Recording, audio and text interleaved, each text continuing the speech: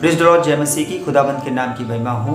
और आज के दिन की शुरुआत हम परमेश्वर के कलाम से करते हैं और आज हम एक वादा करते हैं कि प्रभु आज के दिन मैं किसी की बुराई नहीं करूँगा। आज के दिन प्रभु मैं किसी को देख के चिढ़ूंगा नहीं, क्योंकि ये सारी चीज़ें हमारे आत्मिक जीवन को बहुत नीचे ला देती हैं या गिरावट कर देती हैं। तो किस तरह से हम अपने जीवन को जीना है। कभी कभी दूसरों को देख करके बहुत ज़्यादा फ्रस्ट्रेशन आ जाता है और ये हमारे भाइयों और बहनों में भी होता है कि दूसरों की लाइफ, जो लोग अच्छे नहीं होते हैं, जो बहुत बुरे बुरे काम करते हैं, लेकिन उनकी प्रॉस्पेरिटी, उनकी उन्नति को देख करके, उनके रहन सहन स्टैंडर्ड को देख करके कि वो बहुत ज़्यादा तरक्की कर रहे हैं, तो कभी कभी मन में एक कुड़न सी, एक जलन सी या एक बुराई सी निकलती है, लेकिन वो हमारे आत्मिक जीवन को बहुत नुकसान देती है। तो इसमें परमेश्वर का कलाम आज भजन संहिता 37 पहला वर्सेस कहती है, कुकर्मियों के कारण मत कुढ़, कुटिल काम करने वालों के विषय डाह ना कर। उनके कारण, उनको देख करके आज खुदाबंद कह रहा है कि हमें कुढ़ना नहीं है। उनको देख करके, उनकी समृद्धि को देख करके, उनकी उन्नति को देख करके हमें कुढ़ना नहीं है। कुटिल काम करने वाले वो लोग होते हैं जो अच्छे काम नहीं करते, जिनके काम अच्छे नहीं होते हैं, जिनके कामों से दूसरों को तकलीफ होती है। तो खुदा का कलाम कहता है कि उनको देख करके, उनकी उन्नति को देख करके मत कुढ़। और दूसरी वर्सेस कहती है, क्योंकि वे घास के समान झट कट जाएंगे और हरी घास के समान मुरझा जाएंगे। आपको घास देखते हैं, आज अगर आप घास को देखिए तो बहुत हरी भरी रहती है, लेकिन वो बहुत जल्दी मुरझा जाती है। उसकी जो आयु होती है या उसका जो जीवन होता है वो बहुत लंबा नहीं होता है। तो घास के समान मुरझा जाएंगे, यानी कि उनमें कोई श्योरिटी नहीं है कि जैसे आज वो आपको दिखाई दे रहे हैं वैसे ही वो आपको हमेशा दिखाई देंगे। तो उनके कारण हमको कुढ़ना नहीं है, नहीं उनके कारण हमको ये सोचना है कि नहीं वो खराब हो जाए, नहीं उनका जीवन खराब हो जाए। ऐसा परमेश्वर ने हमको जो दिया है, देखिए जो खुदाबंद ने हमको दिया है, यीशु मसीह ने हमको दिया है, अपनी आत्मा हमको दिया है, पवित्र आत्मा दिया है, वो बहुत ज़्यादा है जो उनके पास है। जब कभी भी आप उनको देखिए, उनकी प्रॉस्पेरिटी को देखिए, उनकी समृद्धि को देखिए और ये देखिए कि वो कुटिल काम करने वाले लोग हैं, लेकिन जो आपके पास जो दिया है वो उनके पास नहीं है। आप देने वाले हो। कुटिल काम करने वाले लोग अक्सर लेने वाले होते हैं, वो प्राप्त करने की कोशिश करते हैं, वो दे नहीं सकते हैं, लेकिन जो हम और आप दे सकते हैं किसी को, वो नहीं दे सकते। आप प्रार्थना के जरिए, हमारी और आपकी प्रार्थना के जरिए किसी भाई या बहन को आप चंगाई दे सकते हो, वो उनके पास नहीं है। पवित्र आत्मा की सामर्थ्य हमारे पास है, आपके पास है, लेकिन वो उनके पास नहीं है जो हमारे खुदाबंद को नहीं जानते।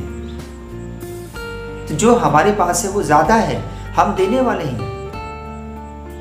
तो उनको देख करके हम अपने जीवन में गिरावट क्यों लाएं। तीसरी आयत कहती है, यहोवा पर भरोसा रख और भला कर, देश में बसा रहे और सच्चाई में मन लगा रहे।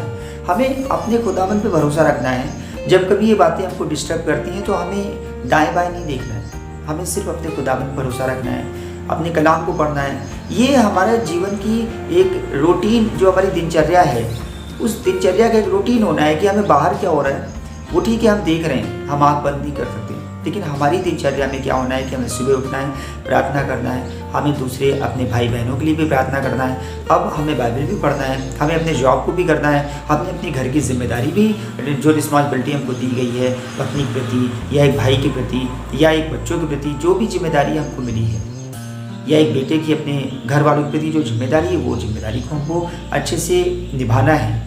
तो उसके हिसाब से हमको परमेश्वर में बने रहना है। हमको बाहर किसी की प्रॉस्पेरिटी को देख करके नहीं देखना है, कंपेयर नहीं करना है कि वो कितना अधिक बढ़ गए, हमारे पास ये चीज़ नहीं है, इस चीज़ से नहीं है। और चौथी वर्सेस कहती है कि यहोवा को अपने सुख का मूल जान और वह तेरे मनोरथों को पूरा करेगा। पांचवी वर्सेस कहती है, अपने मार्ग की चिंता यहोवा पर छोड़ और उस पर भरोसा रख, वही पूरा करेगा। मूल मतलब जो शुरुआत है, जड़ है, यहोवा को अपने सुख का मूल जान, वही जो उसको मालूम है कि हमें कितना देना, मुझे कितना चाहिए, मेरी ज़रूरतें कितनी हैं, हमारा खुदाबंद जानता है। या आपकी ज़रूरतें कितनी हैं, हमारा खुदा बच जानता है, वो उतना देगा आपको। अपने मार्ग की चिंता या ऊपर छोड़ और उस पर भरोसा रख, वही पूरा करेगा। कुछ चीज़ें नहीं है, कुछ कमी घटी है तो वो पूरा करेगा, लेकिन इस बीच जब तक वो ज़रूरतें पूरी नहीं होती हैं तब तक आपको परमेश्वर पे भरोसा रखना है कि वो पूरा करेगा। हमें अपने दिमाग का इस्तेमाल नहीं करना है। कहते हैं ना, अपनी समझ का सारा मत ले, परंतु संपूर्ण मन से यहोवा पर भरोसा रख और उसी को स्मरण कर सब काम काज कर, तब वो तेरे लिए सीधा मार्ग निकालेगा। वही मार्ग निकालेगा, वो हमारी जरूरतों को पूरा करेगा। 6 वर्सेस, वह तेरा धर्म ज्योति के समान और तेरा न्याय दोपहर के उजियाले के समान प्रकट करेगा। जिस तरह का हम जीवन जी रहे हैं, तो परमेश्वर जो हमारा जजमेंट, जो हमारा जज करेगा, जो हमको देखेगा, वो हमको देगा उसके बदले।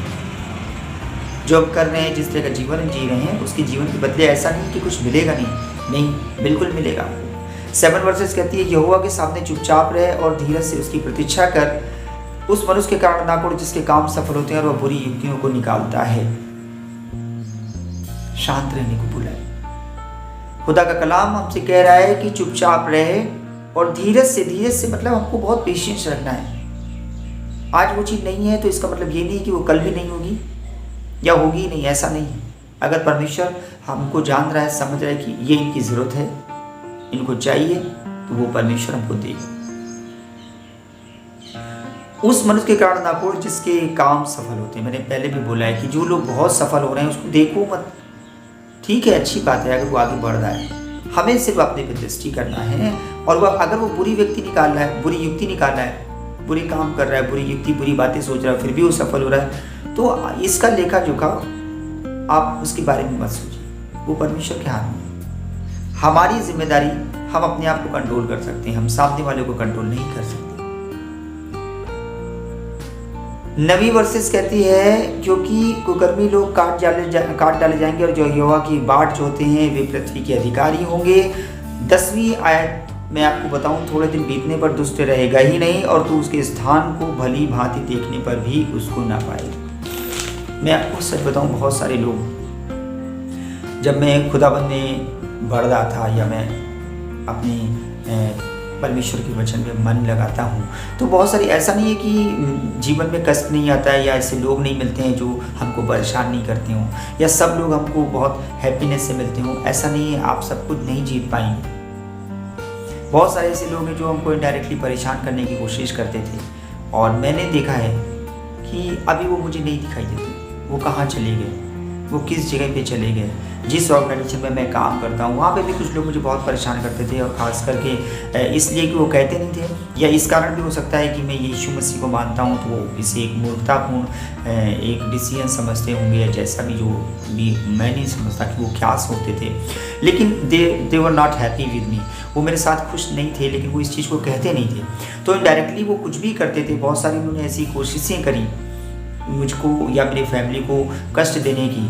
लेकिन मैं सच बताऊं कि हम लोग सिर्फ खुदाबंद में बने रहे, परमेश्वर के कलाम, उसकी आयतों को पढ़ते रहे। बहुत सारी ऐसी चालें उन्होंने चली जो हमारे को नुकसान हो सकता था, लेकिन ऐसा कुछ नहीं हुआ। हम जानते भी नहीं थे कि वो कौन सी चाल चल रहे हैं, और ना कभी जानने की कोशिश करी, लेकिन कुछ अंदाज़ा होता था कि कुछ समथिंग इज़ रॉन्ग, कुछ गलत है, लेकिन हम नहीं समझ पाते थे। तो हम परमेश्वर के कलाम को पढ़ते थे कि यही है जो हमको संभालेगा।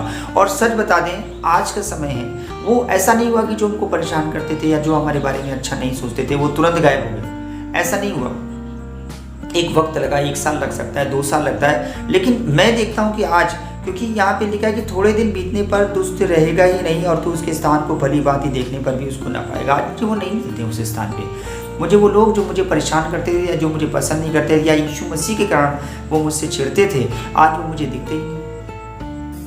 तो मैं ये आपसे बताना चाहता हूँ कि जो खुदा का कलाम कह रहे हैं, जो परमेश्वर का वचन कह रहे हैं, आप उस पर मन लगाइए। दूसरों को देख करके अपने जीवन के स्तर को मत खराब करिए, मत कुड़िए, उससे बुराई ही निकलेगी। दूसरों को देख के मत कुड़िए, उसकी प्रॉस्पेरिटी को देख के, उसकी उन्नति को देख के। अगर वो बुरे काम कर रहे हैं, वो हमको बहुत हर्ट होता है कि बुरा व्यक्ति है कितना सफल हो रहा है, लेकिन आप ये भी तो सोचिए उसके जीवन का कोई श्योरिटी नहीं आगे।